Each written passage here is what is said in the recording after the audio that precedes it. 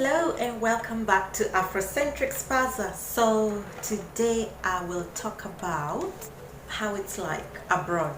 So this video is very essential for Africans moving abroad. What to expect, the culture, the food, the way of doing things to be aware of, because each and every country is different. So these are my tips and guides. A history of me. So I've lived in both worlds. I've lived in my country, and then I did my secondary school and here, and until now, the age I am. So I've lived in both sides, both sides of the world, Africa and abroad. So I know the differences. I know the expectations, which you will see that are different once you arrive. When you leave Africa, you're coming abroad, whichever country it be. All overseas countries are the same, whether it be America, Australia, Spain, whatever you name it. They have the same standard, just like African countries will have that similarity. Don't think you're going to eat burgers and chips and no. You can still find your food here. Yeah, things are advanced now. We're not living in the days where people could not really export food. All that illusion you see on television back home, that is just acting. It's not reality here. Let's start with the food. You can find your food here, but if you live in the smaller towns, it might be hard to find your food. So you might have to travel to a bigger city, or check if you can buy food online. Sometimes you can compensate, Africanize the food. For example, we don't have broccolis in Africa. I came to New Broccoli, and most African countries do not have broccoli and cauliflower, and I know you can find broccoli in South Africa, in Botswana, but majority of African countries you cannot.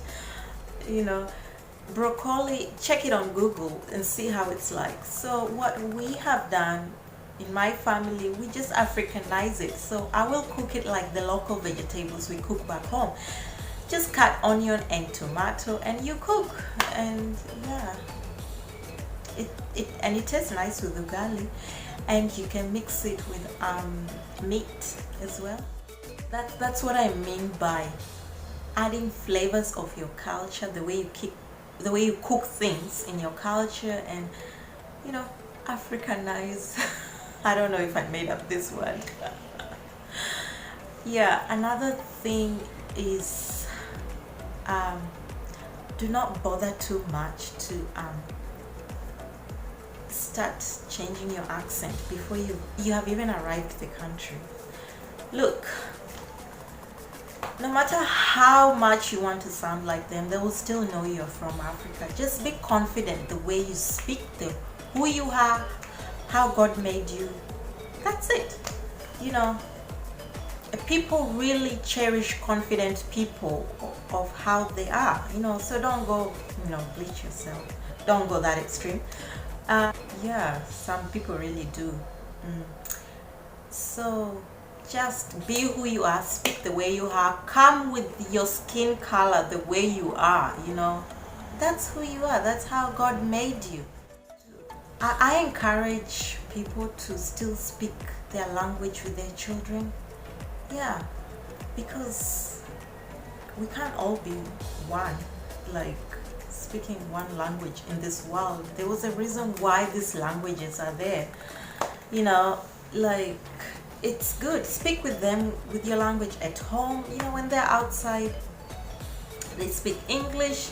It's good to be multilingual, um, it's not even just good, it helps. You know, sometimes when you even look for jobs, look at Asians. Like, I see they will have Asians and even other cultures, they will advertise a job and they will be looking for people who know these languages. So it really helps, you know. Don't just be restricted to thinking you have to forgo your culture. No, that's not how it is. I don't see anything wrong with Africanizing our foods to give your children to take at school. Like, for example, there's this common food eaten in most African countries. In East Africa, it's commonly called ugali.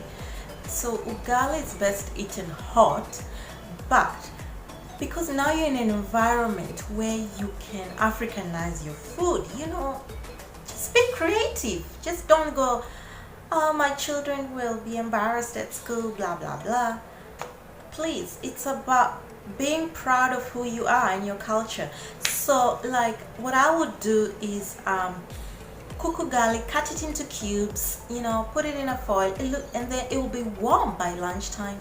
It looks and it looks cute even for the children when it's cut into cubes rather than a whole big pile, you know, like it's usually just, you know, put on the plate.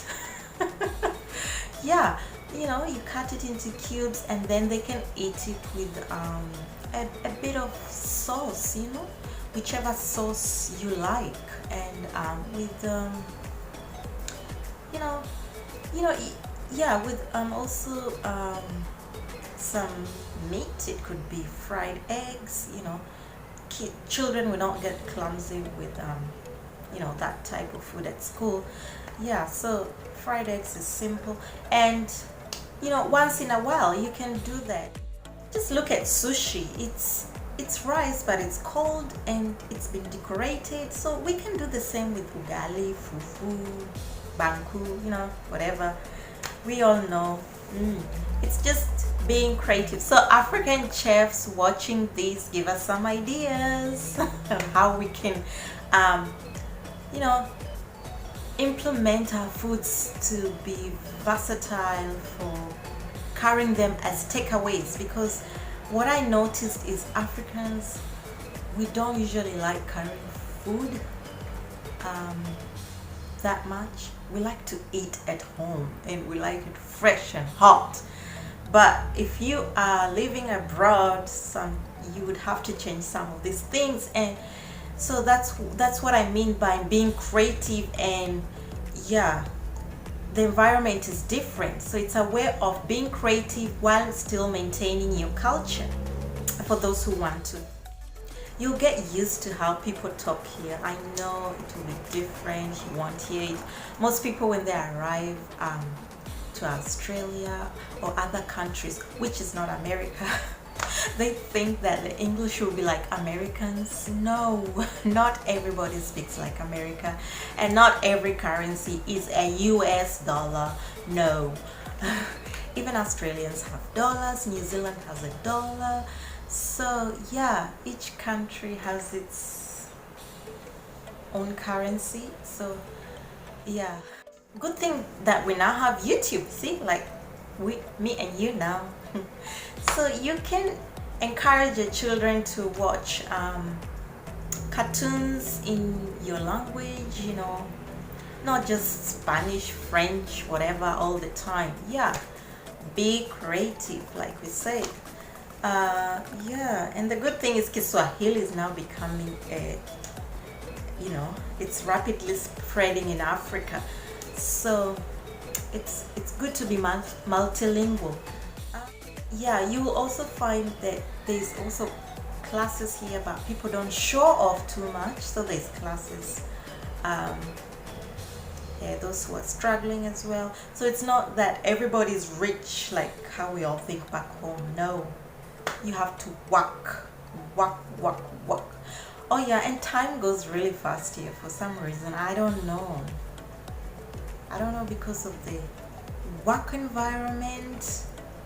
You will just notice that time just goes, yeah, fast. I think that's pretty much about it. If you have any ideas what you'd like me to tell you, just comment there below and I will sort it out. So yeah, thank you for watching once again. Please subscribe and share with your friends or Rafikis. Yeah, goodbye and see you next time.